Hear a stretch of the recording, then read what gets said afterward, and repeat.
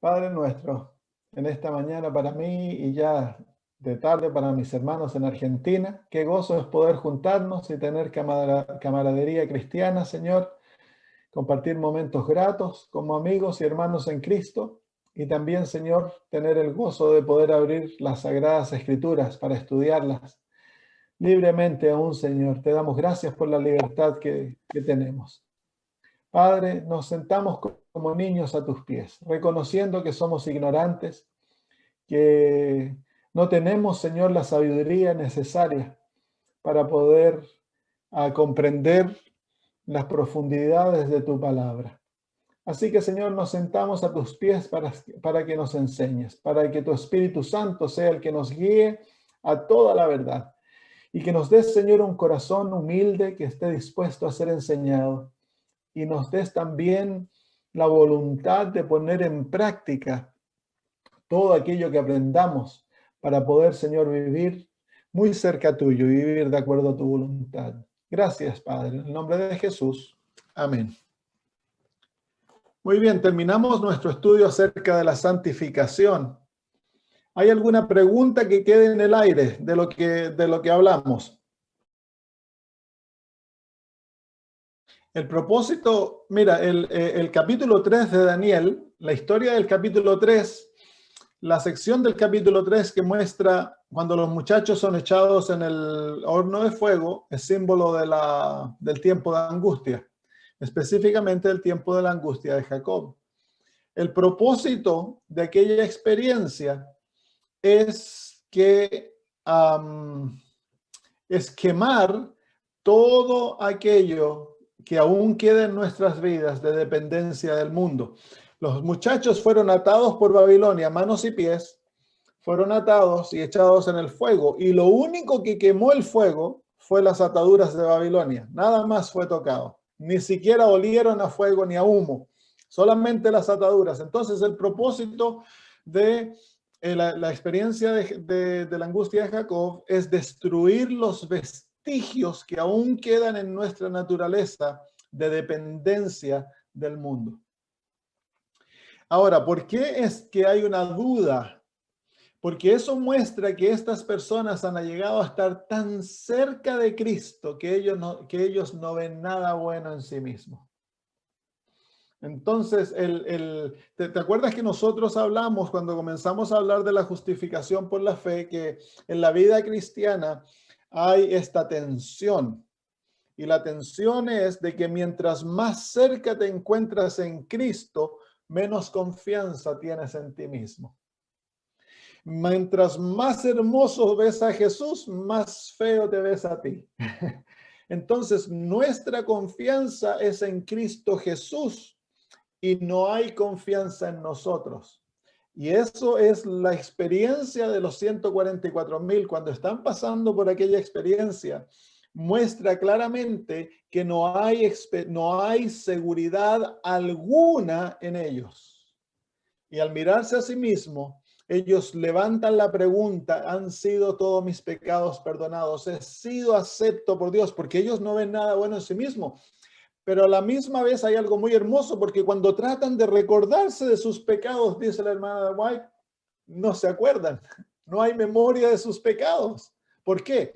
Porque han sido los pecados, el récord de los pecados ha sido erradicado en el cielo, y el Espíritu Santo ha erradicado la memoria de nuestros pecados de nuestra mente. Entonces, la incertidumbre simplemente está basada como producto de la verdadera experiencia de la justicia por la fe, que es una plena desconfianza de mí mismo, el no ver nada bueno en mí. Muy bien, se ve que has estado pensando en lo que hemos enseñado y lo estás aplicando ahora a ciertos aspectos de la fe adventista, que a veces ese es un punto que ha llevado a muchos a tener temor del tiempo de angustia. Porque ellos ven, no, porque un terrible tiempo, ¿por qué es que vamos a estar dudando de nuestra salvación? Y eso los lleva a pensar de que nunca podemos tener certeza de salvación. No, tenemos certeza en Cristo, no en nosotros. Y mientras más nos escondamos en Cristo, menos certeza tenemos en mí mismo. Y eso me lleva a esconderme más en Jesús. Porque el propósito de la justicia por la fe es llevar al ser humano a esconderse totalmente en Cristo para que Cristo sea formado en la vida y yo desaparezca. Por eso la experiencia de morir a nosotros mismos. Que es algo que se ha enseñado poco dentro de nosotros. Hemos hablado mucho de la santificación, pero no sabemos cómo ser santificados. Creemos que nosotros tenemos que alcanzarlo. Pero no el sábado nos enseña cómo ser santificados. Mira, ya hablamos de esto, pero durante la semana descubrí un punto bien bonito del sábado. Para entrar al sábado, tú tienes que dejar de obrar, tienes que descansar de tus obras. Eso es la justificación por la fe. Eso enseña la justificación. Para poder entrar al descanso divino hemos de ser justificados, pero el descanso divino te enseña la santificación.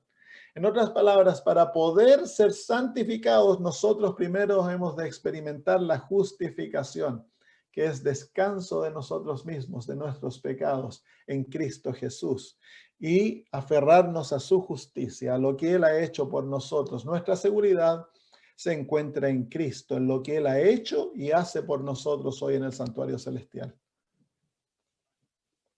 Así que yo siempre digo que de todos los cristianos, los adventistas del séptimo día, debiéramos ser los menos legalistas. ¿Por qué? Porque tenemos el sábado. Y el sábado es una lección práctica cómo nosotros somos salvos. Nos enseña la justificación y la santificación. Ambas obran conjuntamente para darnos la justicia de Cristo, que es recibida por fe. ¿Hay alguna otra pregunta? Estos son temas profundos, debieran causar muchas preguntas. Porque realmente esto es el corazón del Evangelio.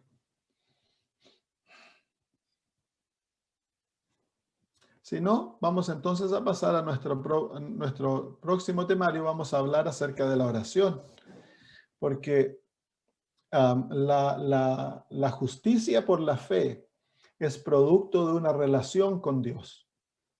Especialmente la santificación. La santificación, nosotros no podemos ser santos si Cristo no mora en nosotros.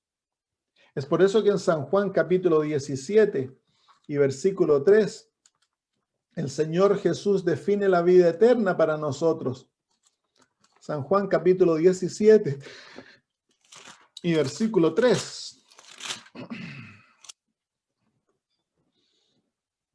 El Señor dice, y esta es la vida eterna, que te conozcan a ti, el único Dios verdadero, y a Jesucristo, a quien has enviado. Entonces, ¿qué es la vida eterna? Es conocer a Dios. La palabra conocer en el hebreo lleva una connotación muy íntima. Por ejemplo, cuando dice en Génesis que Adán conoció a su esposa y ella concibió un hijo. Y luego cuando el ángel aparece a María y le dice que va a quedar embarazada del Mesías, ella le pregunta, ¿cómo ha de ser eso? Pues yo no conozco a varón, dice. Entonces, el conocer en las Sagradas Escrituras tiene una connotación íntima, mucho más íntima de lo que nosotros tenemos en nuestro medio, porque tú ves a una persona y luego te preguntan, ¿tú conoces a Jorge? Y tú dices, sí, yo lo vi el otro día. Pero eso es conocer, para nosotros conocer puede ser una relación casual, puede ser algo esporádico, pero en las Sagradas Escrituras la relación de esposo y esposa es conocer. Entonces, cuando Jesús nos dice aquí, dice de que la vida eterna es conocer a Dios. En otras palabras, la vida eterna es entrar en una relación íntima con Dios. Y en el libro de Mateo, el Señor Jesús nos muestra la razón por la cual muchos se van a perder. Versículo 21 del capítulo 7 de Mateo. Mateo capítulo 7, versículo 21 dice, no todo el que me dice Señor, Señor entrará en el reino de los cielos, sino el que hace la voluntad de mi Padre que está en los cielos. Muchos me dirán en aquel día, Señor, Señor, ¿no profetizamos en tu nombre? Y en tu nombre echamos fuera demonios, y en tu nombre hicimos muchos milagros. Y entonces les declararé, nunca os conocí, apartaos de mí, hacedores de maldad. ¿Por qué se pierden estas personas? Estas personas eran cristianos. Predicaban en el nombre de Jesús, hacían milagros en el nombre de Jesús, incluso profetizaban en el nombre de Jesús. ¿Pero por qué se pierden? Porque nunca tuvieron una relación íntima con Cristo. Ellos usaban el nombre de Cristo, pero no conocían a Jesús. Ellos sabían de Jesús, pero no conocían a Jesús. Porque la justicia por la fe, hermanos, no es algo que el Señor nos da. La justicia por la fe es una experiencia en la cual nosotros entramos cuando Cristo viene a vivir en nosotros. Por eso Jeremías nos dice que este es el nombre por el cual él se llamará Jehová justicia nuestra. Entonces Jehová es nuestra justicia. Y el apóstol Pablo en Primera de Corintios capítulo 1, versículo 30, nos muestra que la justicia de Cristo está basada en una relación íntima con Cristo Jesús.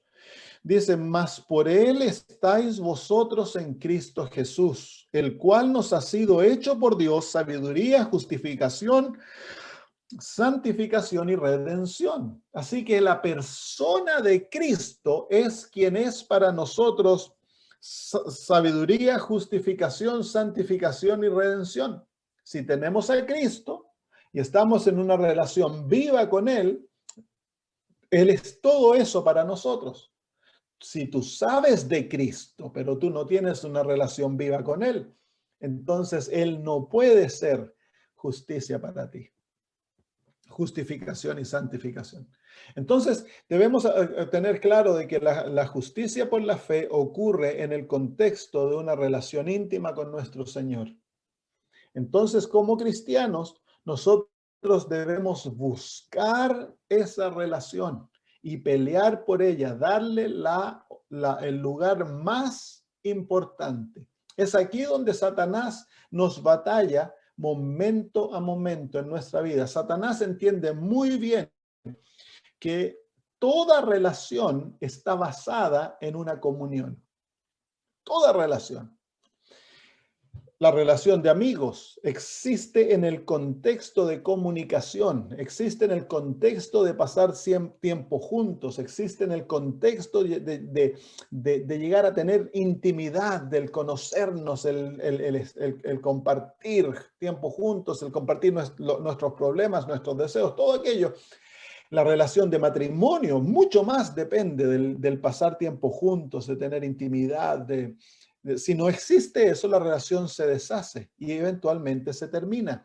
Y es lo mismo de nuestra relación con Jesús. Entonces Satanás nos batalla, nos hace extremadamente ocupados, hace que nuestra relación llegue a ser formal, que no tenga sabor, que lo hagamos simplemente porque tenemos que hacerlo. Es algo más que cumplimos.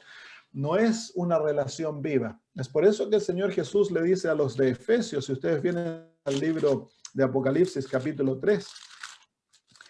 2, perdón, en la carta a los Efesios, dice el Señor, era una iglesia muy buena, dice desde el versículo 2, dice, yo conozco tus obras y tu arduo trabajo y paciencia, y que no puedes soportar a los malos y has probado a los que se dicen ser apóstoles y no lo son, y los has hallado mentirosos, y has sufrido y has tenido paciencia, y has trabajado arduamente por amor de mi nombre, y no has desmayado. ¡Qué descripción de esta iglesia! Pero tengo, luego dice el versículo 4, pero tengo contra ti que has dejado tu primer amor. Entonces la relación con Dios está basada en amor. No es algo legalista, no es algo mecánico. La relación con Dios es una relación de amor. Por eso el Señor Jesús dice que hemos de amar a Dios con toda nuestra mente, con todo nuestro corazón, con todas nuestras fuerzas y con toda nuestra alma. Es una relación de amor y tan solo los que aman pueden obedecer los mandamientos. Si me amáis, guardad mis mandamientos. Así que Dios ha separado totalmente cualquier opción de poder tener una relación con Él simplemente, bueno, yo soy adventista, yo voy a la iglesia, guardo los sábados, cumplo ciertos puntos, pongo tics y digo, bueno, soy un buen adventista, ya me voy al cielo. No, no, está basado en una relación viva. Y Dios es un Dios celoso, dice la Biblia. ¿Y qué muestra celos? En el caso de Dios es el resultado de un amor puro. En el caso nuestro es egoísmo. En el caso de Dios es el resultado de un amor puro hacia nosotros. Él anhela que nosotros le demos nuestro más grande amor, nuestro amor más puro.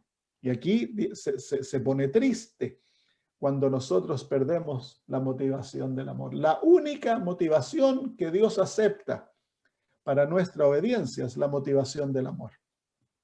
Y el amor nos habla de una relación. Sin amor no podemos estar relacionados con Dios. Y sin esa relación no tenemos vida eterna.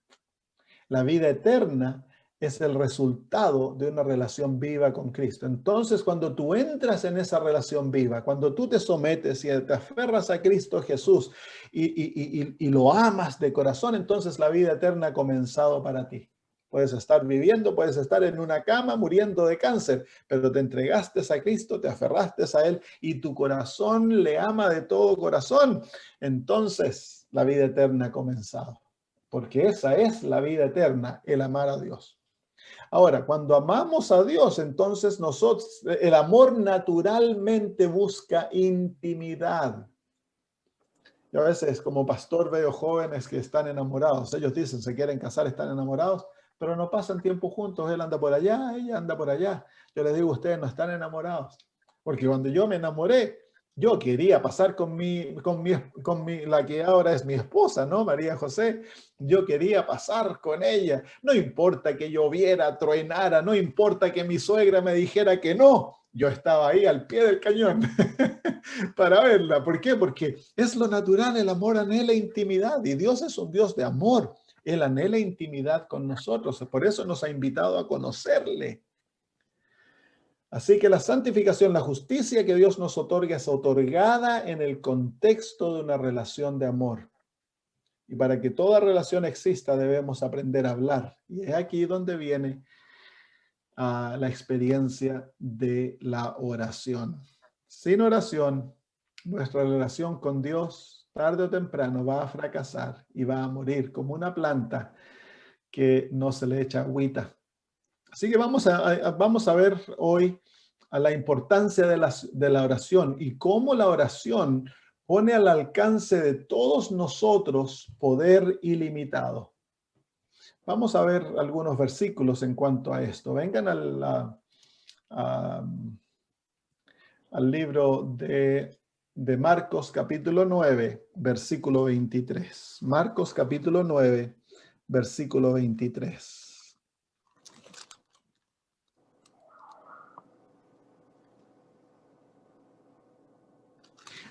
Si ustedes quieren invitar a los programas algunas personas que no sean adventistas, ahora es el punto porque comenzamos un nuevo temario y les voy a enseñar cómo orar. Así que si hay personas que ustedes desean invitar, no van a quedar colgados ahora porque comenzamos el temario de la oración, vamos a pasar hartas semanas estudiando acerca de la oración.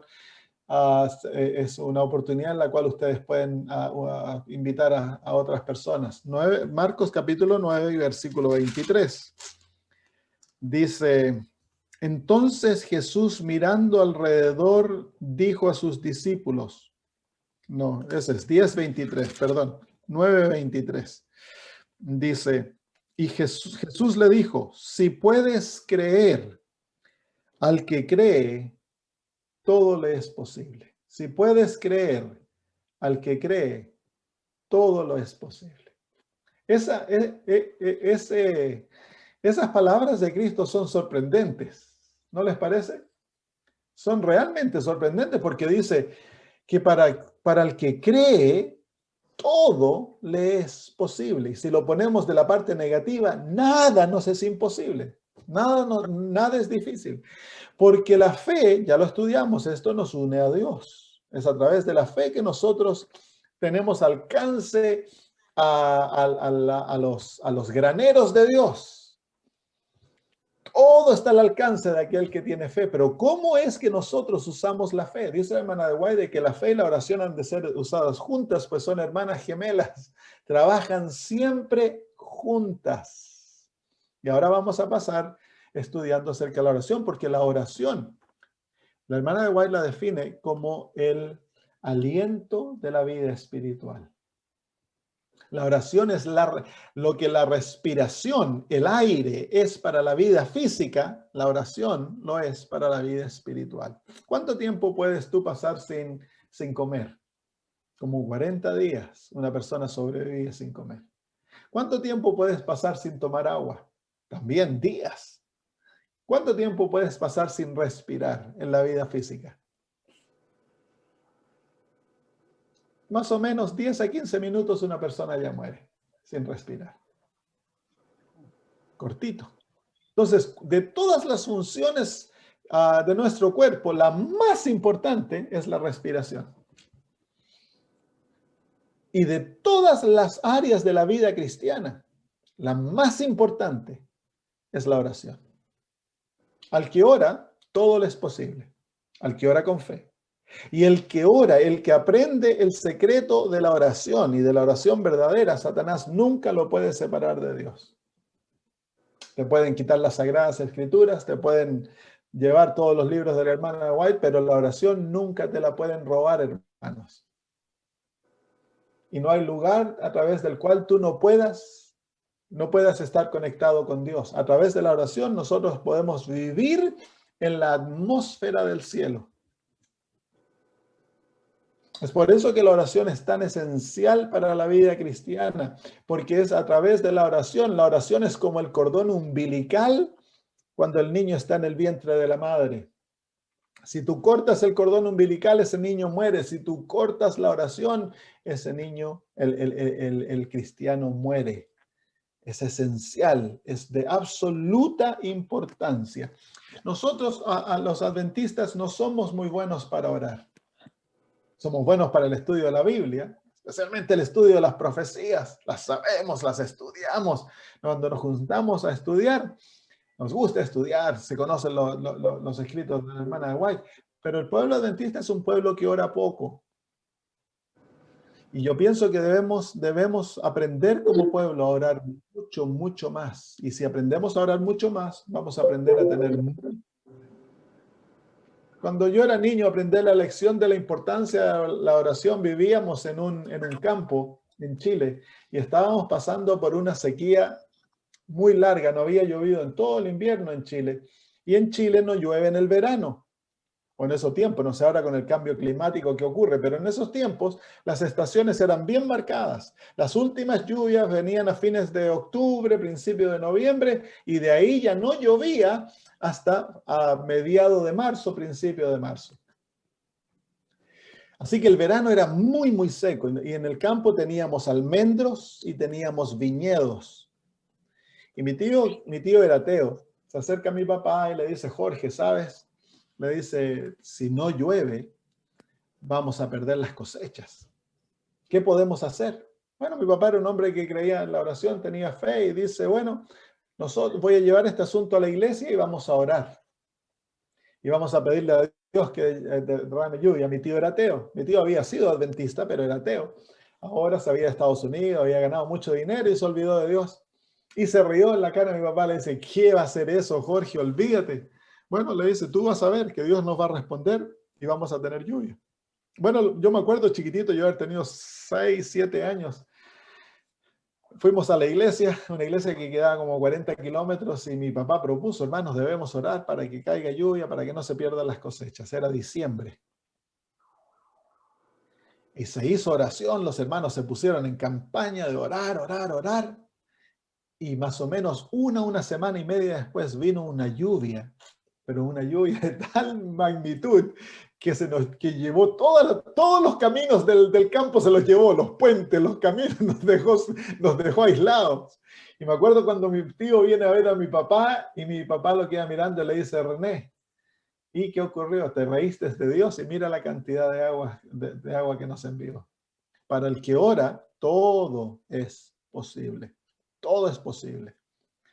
Así que el secreto que debemos aprender como pueblo, hermanos míos, es orar mucho. Y en nuestra oración hemos de aprender a mezclar nuestra oración con la fe. Ya aprendimos la fe, repasen los temas de la fe, porque ambas son hermanas gemelas, trabajan juntas. ¿Se acuerdan cuando yo les enseñé cómo se recibe la salvación? Es la mano. ¿Se acuerdan? ¿Y qué hay en la mano? Hay una llave. La llave es la oración, la mano es la fe. Ambas se juntan, se unen para abrir los depósitos celestiales y siempre han de obrar juntos. Y al que aprende el secreto, nada le es difícil, nada le es imposible, porque no es que tú te llegues a ser un superhéroe o llegues a ser Dios, sino que Dios comienza a obrar a través tuyo y los mismos milagros que se ven en las Sagradas Escrituras, Dios puede hacer a través nuestro. Saben, hermanos, de que aquel que ora nunca confronta una situación que lo deje sin esperanza. El que ora nunca confronta una situación que lo deje sin esperanza. Para el que ora, en todas circunstancias hay esperanza. Todas las circunstancias tienen una salida. Todo tiene solución en esta vida. ¿Por qué? Porque nosotros estamos aferrados al Omnipotente. A través de la oración nos unimos con Dios. Y Dios es nuestro Padre. La oración es esencial. Yo leí la historia de un hombre, no sé si estará en español este libro, es un libro adventista que cuenta la historia de un soldado alemán y se llama 1000 caerán a tu diestra, dice. ¿Lo tienen ese libro? La historia de un soldado alemán adventista que él era colportor y fue enlistado al ejército de la Segunda Guerra Mundial. Y él fue llevado por todo el año, él fue a pelear ellos construían puentes y su batallón fue llevado para Rusia. Y cuenta cómo en los 4 años de la guerra, 4 años y medio de la guerra, o 5 años de la guerra, Dios lo protegió. Increíble, las historias son maravillosas de lo que el Señor hace con este hombre y con su familia.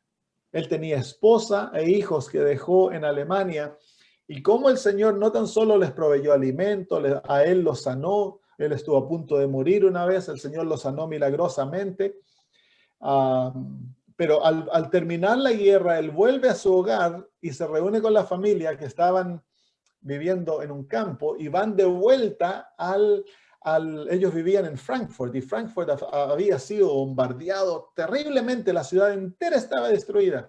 ¿Saben ustedes que en el lugar donde ellos vivían había un solo edificio que estaba en pie? Era el edificio de ellos. Había un solo departamento que no había sido robado, era el de ellos.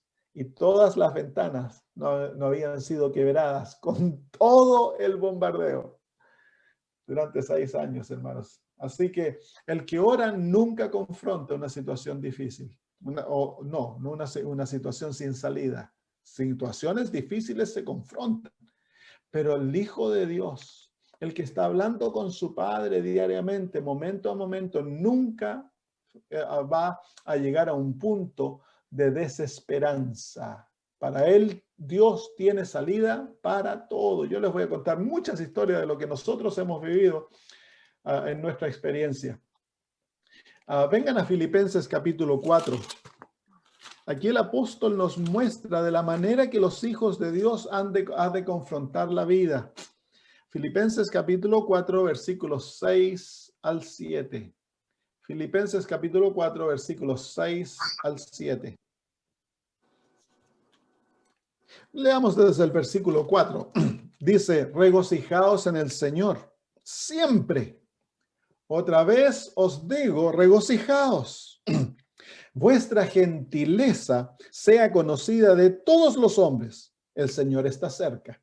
Y ahora el versículo 6. Por nada estéis afanosos o ansiosos, si no sean conocidas vuestras peticiones delante de Dios, en toda oración y ruego, con acción de gracias. Y la paz de Dios, que sobrepasa todo entendimiento, guardará vuestros corazones y vuestros pensamientos en Cristo Jesús. Así que el apóstol Pablo aquí nos da el secreto de la paz. ¿Cuál es el secreto de la paz? Y esta es paz interna. Dice el Señor Jesús, mi paz os doy, mi paz os dejo. No como el mundo os la da, yo os la doy. Dice. ¿Cuál es la paz del mundo? La paz del mundo. El mundo tiene paz cuando todo lo que los rodea se encuentra en paz y todo está yendo bien, tienen buen trabajo, las relaciones están contentas, hay salud, entonces hay paz. No para el cristiano. La paz del cristiano es una paz interna, es una paz del alma, una paz de la mente, una paz del corazón. No importa cuáles sean las circunstancias que nos rodean. El apóstol Pablo aquí nos enseña cómo tener paz siempre. Y lo primero es que el cristiano ha de aprender a regocijarse en todo. Todo debe ser una causa de regocijo. ¿Por qué? Porque ya lo hemos dicho antes, a ti nada te puede tocar sin que sea autorizado por Dios. Tú eres intocable. Satanás no puede tocarte, no te puede hacer sufrir, a no ser que Dios lo permita. Y todo aquello que Dios permite, lo permite para tu bien y el bien de otros.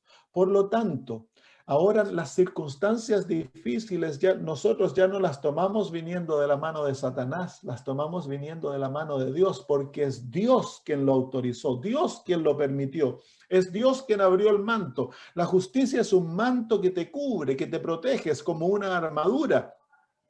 Y para que algo te toque, Dios tiene que abrir ese manto y Dios tan solo permite aquello que es de bien para ti. Así que todo debe ser causa de regocijo. ¿Saben que el apóstol Pablo escribió la carta de los Filipenses desde la cárcel allá en Roma? Estaba sufriendo mucho. Y él les dice, regocijaos. Y cuando uno lee la carta de los Filipenses, se llama la carta del gozo, porque el apóstol, uno puede darse cuenta del gozo profundo que el apóstol tiene en su alma. Y dice, lo primero que hemos de aprender es regocijarnos. Lo segundo es, en el versículo 6 dice que debemos estar ansiosos. ¿Por cuánto? Por nada. Nada debe causar ansiedad en el alma del cristiano, hermanos. La ansiedad es producto de la duda y la duda es muestra que nosotros no tenemos confianza en Dios. Así que la ansiedad es el resultado del tener temor que Dios no nos cuida. Cuando Dios dice que Él sí nos cuida, si dice que el número de nuestros cabellos está contado y ni uno cae a la tierra sin que Dios lo sepa. Eso es cuán importantes somos para Dios. Así que debemos regocijarnos en todo y no estar nunca ansiosos.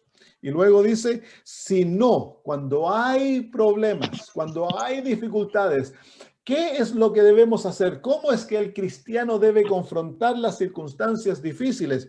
Entonces dice que nuestras peticiones deben ser conocidas delante de Dios en toda oración y ruego. Eso es lo que debemos hacer. Y luego con acción de gracia. Debemos, en vez de dejar a Dios al último, porque muchos, luego que ya han sufrido, han pasado circunstancias difíciles y han tratado duramente de encontrar un camino de salida, se acuerdan de Dios. No, el cristiano es lo opuesto. El hijo de Dios, lo primero que hace es ir donde los padres. Es como el hijo, como un niñito. Lo primero que hacen cuando ellos están en problema, cuando tienen dolor, cuando están con una circunstancia difícil, los niños, lo primero que hacen, ellos van donde los papás y piden ayuda. ¿Por qué es que nosotros no hacemos lo mismo? Los niños son una lección práctica de la vida cristiana. Lo primero que debemos hacer es orar, dice el apóstol Pablo, ahí dice, por nada estéis afanosos, si no sean conocidas vuestras peticiones delante de Dios en toda oración, ruego. Son oraciones intensas donde entramos en la presencia de Dios como Jacob, a luchar con Dios, a buscar su rostro, a encontrarlo. Y acción de gracia. Entonces, en el medio de todo, miren como cuando Daniel fue echado al foso de los leones. ¿Se acuerdan ustedes qué fue lo que hizo cuando se pasó la ley? Dice que Daniel se fue a su cámara, abrió sus ventanas y oraba 3 veces al día agradeciendo a Dios. Pero si él sabía que le iba a costar su vida, sí, porque él sabía que nada le puede llegar a su vida sin que no sea por autorización divina. Por lo tanto, él ya se regocijaba, que si moría era la voluntad de Dios. Claro, hermanos, si tú y yo morimos y es la voluntad de Dios, es causa de regocijo, porque Él nos está salvando. Él sabe lo que es bueno para nosotros. En vez de acongojarnos porque nos dijeron que tenemos 6 meses de vida, debemos regocijarnos y alabar el nombre de Dios, porque a ti nada te puede pasar sin que Dios lo permita, hermanos. Y si Dios lo permite, es para regocijarnos, pues, es para agradecerle. El que aprende a vivir de esta manera, hermanos, Satanás pierde su control sobre ellos, porque te tira algo para destruirte y tú, en vez de acongojarte y ponerte depresivo, vas, alabado sea Dios. Y el diablo se tira los pelos. ¿Qué pasó aquí? Vamos a tirarle algo peor. ¡Pum! Te tira algo peor y tú, gracias Señor, qué lindo, muchas gracias. Y el diablo dice, ¿qué está ocurriendo? Entonces ya pierde el poder. Porque Satanás sabe de que nosotros estamos manipulados por nuestras circunstancias. Si las circunstancias son buenas, andamos felices, nos creemos los mejores cristianos. Pero el momento que cambian las circunstancias, se nos estira el rostro, nos amargamos, nos ponemos cabizbajos. No, el cristiano debe regocijarse en toda circunstancia, el aprender a alabar a Dios en todo. Me acuerdo yo cuando éramos niños, nosotros somos 11, 2 mitad de hermanas, 3 adoptados y 6 nacidos de mi mamá. El hermano que viene antes que yo, David, fue diagnosticado en el año 1982 con un tumor cerebral. Y cuando las radiografías mostraban, o el scan, eran los primeros scans en ese tiempo, mostraba que tenía el cerebro del tamaño de una manzana alojado bajo el cerebro, en el cerebelo, y estaba ramificado. Los doctores dijeron que las chances de sobrevivir de mi hermano eran muy, muy bajas, y que si sobrevivía, las chances que quedara cuadrupléjico eran muy, muy altas. Mi mamá era una mujer de oración, es una mujer de oración, mi papá también. Se dedicaron a orar, pidieron oración a las iglesias. Chile entero oró por mi hermano, incluso aquí en Australia comenzaron a orar por él. Y un mes en esos tiempos se pasaba mucho tiempo. Y yo me acuerdo la actitud de mi papá. Nosotros creíamos que mi papá estaba loco, mi papá andaba contento, igual que cuando se nos quemó la casa, mi papá andaba contento. Yo no entendía, ahora entiendo el por qué. Porque mi papá sabía de que nada puede tocarnos a no ser de que sea la voluntad divina, y cualquier cosa que se permita es para nuestro bien. Mi hermano eventualmente, mi mamá oraba 3 veces al día, religiosamente, oraba 3 veces al día, pasaba noches enteras orando. Eventualmente, cuando vino la operación, abrieron la cabeza de mi hermano y le encontraron que tenía un quiste pequeñito y un tumor benigno. Lo sacaron y mi hermano todavía está bien, nunca tuvo cuadriplegia, llegó a ser un profesional y ahora vive aquí en Australia con su familia. El que tiene a Dios y sabe comunicarse con Él, vive una vida de oración, nunca confronta una circunstancia que no tenga salida. La vida está llena de paz, porque la paz se encuentra internamente, porque Cristo mora en nosotros y tenemos confianza en Él. La oración es el medio a través de la cual nosotros conocemos, hermanos, la mente divina. Conocemos cómo Dios trabaja. Entramos en relación personal con Él. Llega a ser un Dios real, un Dios vivo, que te escucha, que te habla, que responde tus oraciones, que te guía, que te protege y que a veces permite circunstancias difíciles para tu bien. Muy bien, así que ese es el secreto el secreto de la vida de paz se encuentra en aprender a orar y confiar en nuestro Dios. Miren lo que dice en el libro de Mateo, queridos hermanos. Mateo capítulo 7. El Señor Jesús nos muestra cómo los hijos de Dios pueden vivir. Capítulo 6, perdón, versículos 25 en adelante. Capítulo 6, versículos 25 en adelante dice: por tanto os digo, no os afanéis, no estéis ansiosos. ¿Saben que en el original dice: por tanto os digo que no te dediques a pensar, dice, por vuestra vida? ¿Qué habéis de comer o qué habéis de beber? Ni por vuestro cuerpo, ¿qué habéis de vestir? ¿No es la vida más que el alimento y el cuerpo más que el vestido? Mirad las aves del cielo, que no siembran, ni siegan, ni recogen en graneros, y vuestro Padre Celestial los alimenta. ¿No valéis vosotros mucho más que ellas? ¿Y quién de vosotros podrá, por mucho que se afane, añadir a su estatura un codo? Ahí está hablando del crecimiento espiritual.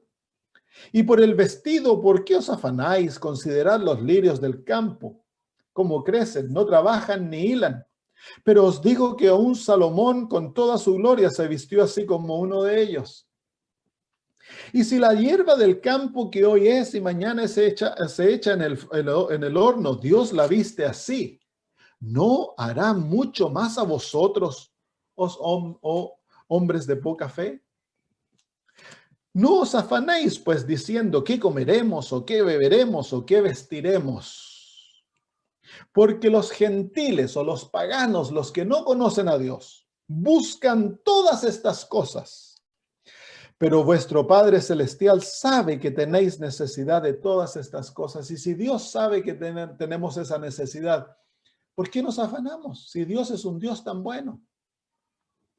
Mas buscad primeramente el reino de Dios y su justicia, y todas estas cosas os serán añadidas. Esa es la promesa divina. Así que no os afanéis por el día de mañana, porque el día de mañana traerá su afán. Basta a cada día su propio mal. Así que, ¿cuáles son las cosas que no debemos afanarnos? De la comida, del vestido, de la vida. Así que si estás enfermo, no te afanes de la vida, no te afanes del día de mañana. No debemos afanarnos por nada, no debemos estar ansiosos por nada. Estábamos con mi esposa en Uruguay.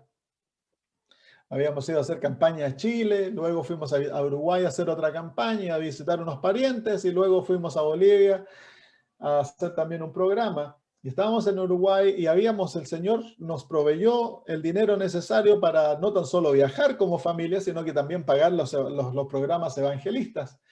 Habíamos ya pagado los programas y habíamos llevado dinero para gastar como familia, pero cuando hay tanta pobreza, uno no puede dejarse el dinero en los bolsillos sin ayudar a gente. Yo me acuerdo, estaba en una iglesia en Chile y había una hermana ancianita sin dientes.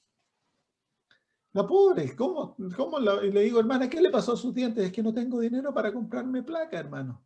Entonces le di dinero para la placa. Había una señora que había quedado viuda con 3 niños. No tenían qué comer, le tuvimos que dar dinero. A otros les tuvimos que comprar un horno, y así, dando aquí, dando allá. Se nos acabó el dinero. Cuando llegamos a Uruguay, decidimos tomar 4 días de vacaciones cuando terminó la campaña, así que nos arrendamos un autito, nos sacaron de depósito todo el dinero que teníamos en el banco. Estos canallas no nos habían dicho, pero claro, nunca habíamos arrendamos auto, y nos sacaron de depósito dinero que teníamos en el banco, y nos quedamos solamente con el dinero que yo tenía en mi billetera. Y nos quedamos no me acuerdo el nombre de la ciudad, pero en un pueblito chiquitito. Apagamos nuestra acomodación por la noche, fuimos a comer y nos quedamos sin dinero. No teníamos ni un centavo. Mi esposa no tenía, yo no tenía nada. Entonces le digo, ¿qué vamos a hacer? Bueno, teníamos un poco de petróleo, gasolina, ya habíamos comido y habíamos pagado nuestra noche felices. ¿Qué nos vamos a preocupar? Nos arrodillamos a orar y le presentamos nuestro caso a Dios y le dimos las gracias por proveer. Antes de dormirme, prendí mi computadora y me metí a la internet y justo había un email de una señora en Australia. No sabía dónde estábamos nosotros. Dice, Pastor Samuel, he escuchado que usted anda en Sudamérica haciendo campañas, necesita dinero, dice. Y yo le escribo de vuelta, sí, hermana, y le cuento lo que estamos pasando. Y ella estaba en línea y me responde inmediatamente, me dice, Pastor Samuel, yo le voy a depositar dinero a su cuenta inmediatamente. Así que en la mañana cuando despertamos ya teníamos $500 en la cuenta. Alabado sea Dios, uno no tiene que preocuparse. ¿Por qué? Porque estamos conectados a través de la oración con el Dios Todopoderoso. Para él no hay nada difícil. Otra vez estaba en Polonia. Cuando yo viajo overseas, nunca llevo dinero. Ando por ejemplo $50, $100. Y voy a Polonia, Europa, un viaje larguísimo, toma como 28 horas llegar a Polonia. Con $50 y me habían invitado a predicar a Suecia. Luego de Polonia iba a Suecia y allá le habían pagado el pasaje a mi esposa para que viniera, se uniera la semana. Íbamos a estar 2 semanas en Suecia. No, 1 semana, 2 sábados, 1 semana. Y le pagaron el pasaje para que se uniera. Y allá entonces teníamos reuniones durante el fin de semana. Durante la semana tenemos algunas reuniones con la iglesia hispana, pero durante el día íbamos a tener poco que hacer, así que íbamos a recorrer a Estocolmo, pero no teníamos dinero. Entonces, cuando yo estaba en Polonia, yo le oré y le dije al Señor, Señor, ¿podrías proveernos un poquito de dinero para pasarla bien en Suecia? Las vacaciones. El Dios que se preocupa de todo. En la última noche de la campaña, termino de predicar, tuvimos bautismo, estuvo hermoso. Y al final de la prédica, un hombre se acerca y me dice, Pastor Samuel, me dice, hablaba un poquito de inglés. ¿Puedo hablar con usted? Claro. Le dice, esta es mi primera noche que yo vengo al programa. Yo viajé 300 kilómetros. Yo no soy adventista, yo soy pentecostal. Anoche el Señor me dijo que yo debía darle esto a usted. Y me pasó un sobre y había dinero en el sobre. Había dinero suficiente para darnos unas grandes vacaciones. El Señor usó a un hermano pentecostal que vivía a 300 kilómetros para que me viniera a dejar dinero para yo poder tener vacaciones. Ese es el Dios al que servimos, hermanos. Entonces nosotros ya hemos aprendido a no preocuparnos. Nosotros por ley no nos metimos en deuda, no pedimos dinero, no contamos nuestras necesidades y para nada nos metemos en deuda, porque servimos a un Dios maravilloso que para Él todo es posible. Cuando llegue la época de cambiar nuestros vehículos, el Señor nos provee y Él lo cambia. Ya otra vez les voy a contar más historias, ¿sí? Hay tanta historia que contar, linda. Así que hermanos, el Hijo de Dios, la oración es la respuesta para todas las tormentas de la vida. Escriban eso. La oración es la respuesta para todas las tormentas de la vida. El que ora nunca va a tener desesperanza, hermanos. Hemos de aprender a orar. Y eso es el propósito de las lecciones que vamos a estudiar juntos. Es el enseñarles a orar, el darles el secreto de la oración contestada. No he visto cientos, yo tengo tantos milagros increíbles que he visto. No porque yo sea alguien especial, sino porque he aprendido a orar, hermanos. El que aprende a orar y practica, Dios va a hacer exactamente lo mismo por ti que lo que Él hace por mí. O cosas más grandes. Así que ya se nos acabó el tiempo, ya un poquito más vamos a seguir y ya terminamos. ¿Saben? Eso está tan bien ilustrado en la historia de Jesús cuando el bote se estaba hundiendo. Vengan al libro de Marcos capítulo 4. Marcos capítulo 4, versículos 35 y 36. Tarde o temprano, hermanos, tú vas a confrontar circunstancias en la vida que te van a probar a lo último. Nosotros vivimos en una zona de guerra. Al ponernos de parte de Cristo, hemos declarado guerra a nuestro enemigo Satanás. La vida en este mundo nunca va a ser fácil. Nunca, hermanos. Tarde o temprano, todo cristiano va a confrontar circunstancias que te van a desafiar tu confianza en Dios hasta lo máximo. Y si no has desarrollado tu confianza en Cristo, entonces aquella confianza se quiebra. Es ahora la oportunidad de orar y conocer la mente de Dios y permitir que Él te lleve por circunstancias difíciles, que te lleve por los ríos, como es, para que no te anieguen y que te haga pasar por el fuego para que veas que no te quema.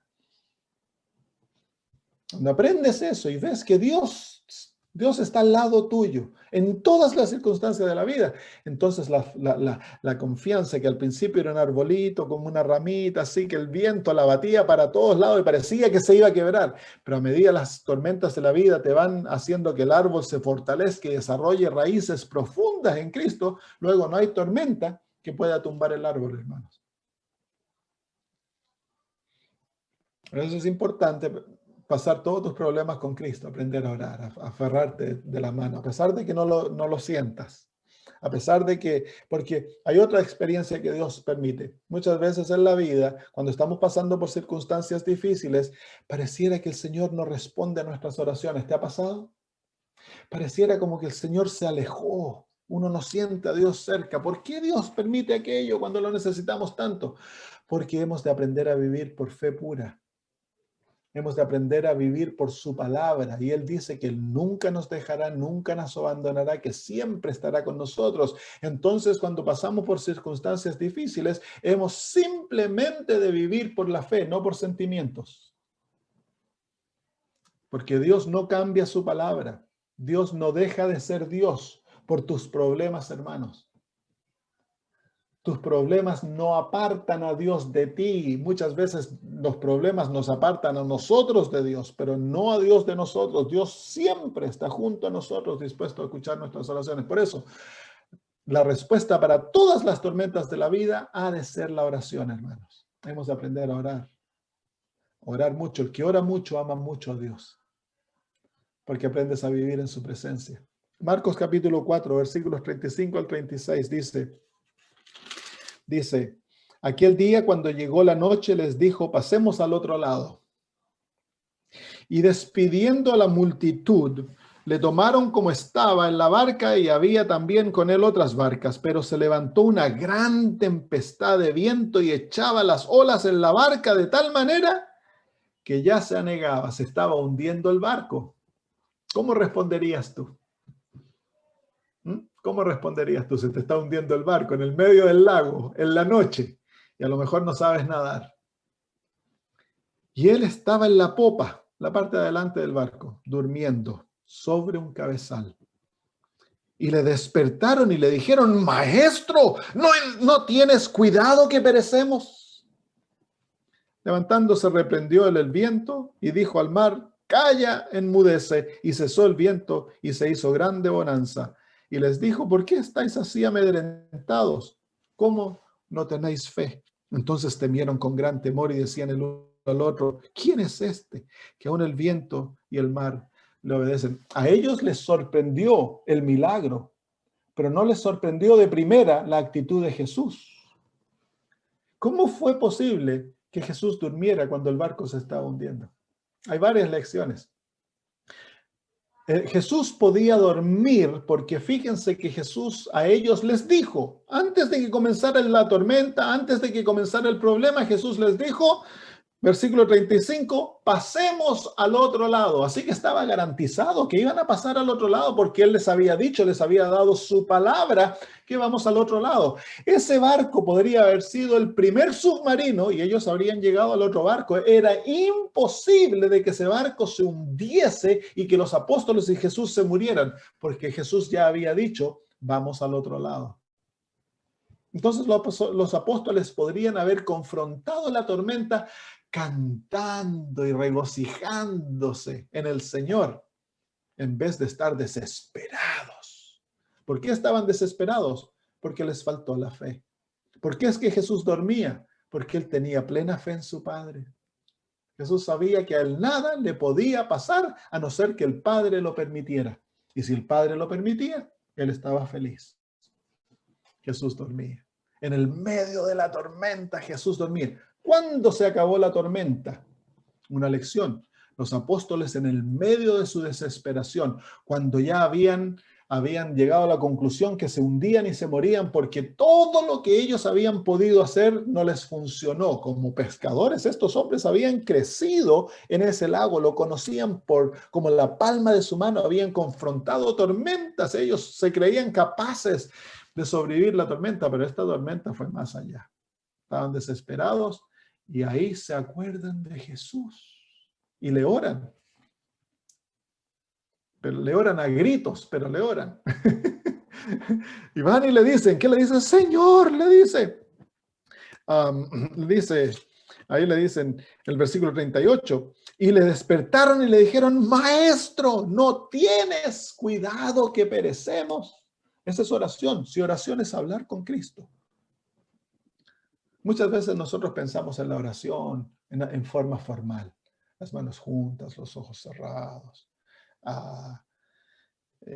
La manera no de orar que arrodillados. Pero ellos oraron, porque orar es hablar con Cristo. Ellos no se arrodillaron, no cerraron los ojos, no juntaron sus manos, a gritos le oraron, pero le oraron. Y el momento que oraron, ¿qué hizo Jesús? Les respondió, la oración fue respondida instantáneamente. Y la tormenta pasó. ¿Qué hubiera pasado si al principio de la tormenta ellos le hubieran ido al Señor Jesús y le hubieran dicho, Señor Jesús, hay tormenta, ¿qué hemos de hacer? El Señor Jesús les dice, no se preocupen muchachos, si vamos al otro lado, déjenme dormir y ustedes si quieren duerman o remen, el Señor nos está cuidando y habrían pasado lo más bien la tormenta felices sin haberse preocupado, porque Jesús estaba en el bote, hermanos. ¿Cuál es la respuesta para toda tormenta? La oración unida a la fe. Así que si estás pasando por momentos difíciles en la vida, ¿cómo respondes? ¿Cómo estás respondiendo en estos momentos? ¿Te acongojas? ¿Pasas las noches sin dormir? Si estás desempleado, si hay enfermedad, si hay problemas de relación, ¿qué pasa? La respuesta para el cristiano, todas las circunstancias que confrontas, es un llamado a la oración. El cristiano que sabe orar es el cristiano que tiene respuesta, hermano. ¿Hay alguna pregunta?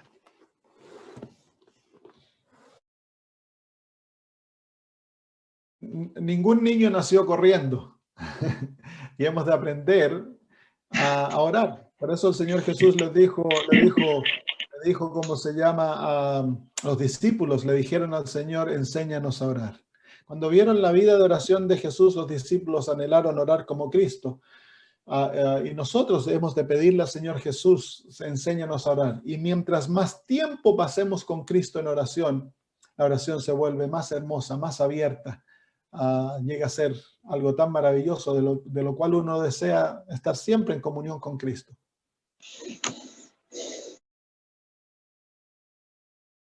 Tomamos una reunión en cuanto al sábado y la santificación, cómo el sábado nos enseña qué es la santificación. El sábado tiene varios propósitos en la vida cristiana. Nos recuerda que Dios es el creador, nos recuerda que Dios es el salvador, nos recuerda que Dios es el que nos santifica. También nos recuerda que Dios es el que nos justifica. Así que en el sábado Dios encapsuló todo lo necesario para que nosotros cada 7 días aprendamos o nos recordemos cómo somos salvos. Lo que practicamos en forma física, Dios desea que tenga lecciones espirituales. Y así como para entrar en el sábado hemos de descansar de nuestras obras, para nosotros entrar en el descanso de la salvación, porque el sábado es un símbolo de ese descanso, nosotros hemos de descansar de nuestras obras y aferrarnos a las obras de Cristo, que es la justificación. Esa es la experiencia de la justificación. Y esto nos enseña que a través de la justificación, entonces nosotros entramos en la experiencia de la santificación, porque el sábado nos enseña que no hemos de hablar nuestras propias palabras, que no hemos de obrar nuestras propias acciones, que no debemos complacernos a nosotros mismos, Isaías 58, sino que debemos complacer a Dios porque es su día. ¿Y qué es eso? Eso es la santificación, es el aprender a vivir no una vida egoísta, sino que una vida de amor a Dios. Eso es la santificación. Así que el sábado nos enseña toda la experiencia de la salvación. Si durante la semana te volviste legalista y comenzaste a centrar tus ojos en ti, si realmente entiendes el sábado, entonces al llegar a las horas del sábado vamos a abandonar el legalismo, los pesos que llevamos, porque en el sábado está prohibido llevar pesos. Debemos dejarlos a los pies de la cruz. Y eso nos enseña que nuestra salvación se encuentra en Cristo Jesús. Entonces el sábado nos centra, cada 7 días, el sábado nos centra en la experiencia de la justicia por la fe. Amén. Muchas gracias. Hay una tendencia constante en el ser humano de confiar en nosotros mismos. Es lo más fácil, hermanos. Ustedes escuchan un sermón de la justicia por la fe. Salimos después y el diablo comienza a tentarnos en la confianza propia. Oye, pero eres malo, mira ese defecto de carácter, ¿tú crees que Dios te va a aceptar por ello? Tienes que dejar de ser así si quieres que Dios te acepte. Entonces dices, chuta, sí, tengo que dejar, voy a poner todo mi corazón, tengo que hacer, y entonces sacamos los ojos de Cristo y los centramos en nosotros mismos y comenzamos a tratar de ser buenos por nuestras propias obras para que Dios nos acepte. Eso es la caída más común que tenemos en la vida cristiana, porque al sacar los ojos de Cristo los ponemos en nosotros. Entonces ahora creemos que somos salvos por el vegetarianismo, por la ropa, por el sábado, por el diezmo. Es algo inconsciente, pero eso es lo que decimos. Pero la justicia por la fe nos enseña que en Cristo tenemos todo, que el que tiene a Jesús lo tiene todo. Y que en Cristo Jesús no tan solo somos justificados, en Cristo Jesús también somos santificados. Y Él es nuestro descanso. El sábado nos enseña a Cristo como nuestro descanso. Es por eso que miren, los evangélicos, ellos han entendido algo del sábado. Los evangélicos dicen, no, Cristo es nuestro sábado. Y el adventista dice, ¿cómo va a ser eso que Cristo es nuestro sábado? Le dice, no, pues le dice, no puede ser, si el sábado es el sábado. Y el evangélico dice, no, ya no es necesario guardar el sábado. Ahí es donde ellos han cometido el gran error, pero ellos han visto de que el sábado nos enseñaba a descansar en Jesús. Y esa es la gran lección que muchos de los adventistas no entienden del sábado, y el sábado lo han vuelto en legalismo. Ambos van juntos. El sábado es el medio físico a través del cual el Señor me enseña tremendas lecciones espirituales. Y debemos tener a ambas. Así que si realmente entendemos el sábado es la experiencia más linda de la semana, porque estamos practicando nuestra salvación. Debe ser un día de mucho regocijo. En el hogar adventista, el sábado debiera ser un día de regocijo. Saben ustedes que los judíos que no entienden estas cosas, para ellos el sábado es el día más hermoso de la semana. Un pastor que visitó, amigo mío que fue a Jerusalén, dice que cuando se va a poner el sol el día viernes, los judíos ortodoxos se encuentran alrededor del muro del templo y comienzan a tocar música, comienzan a cantar y comienzan a danzar. Los hombres con los hombres y las mujeres con mujeres.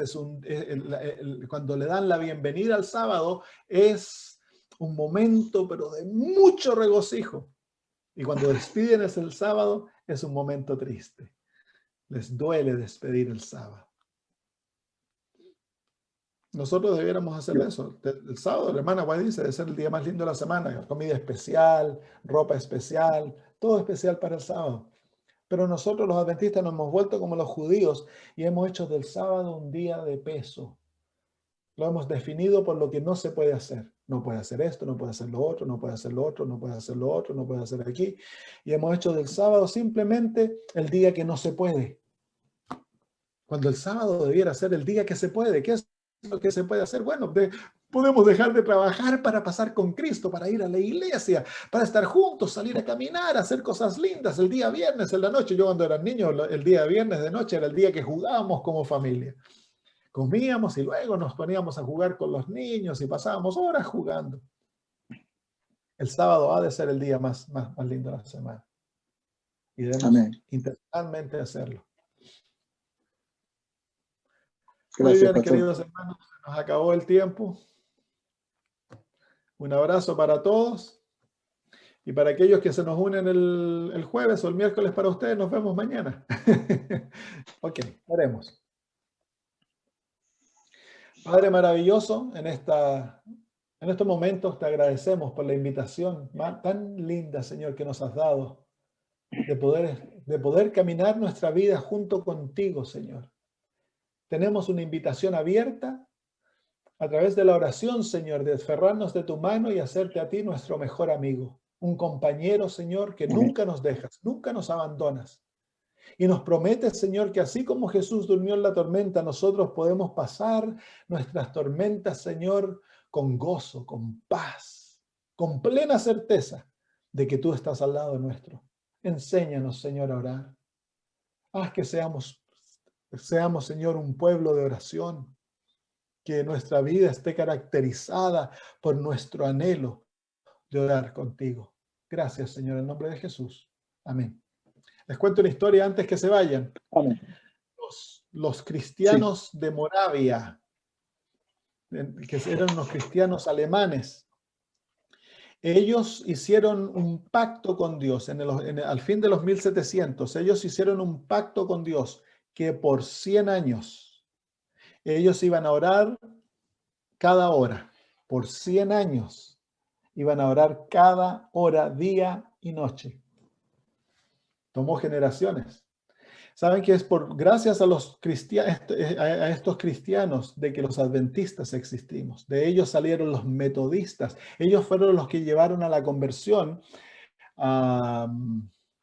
se me olvidó el nombre del que comenzó el metodismo, y los adventistas, muchos de los adventistas vinieron del metodismo, de los bautistas.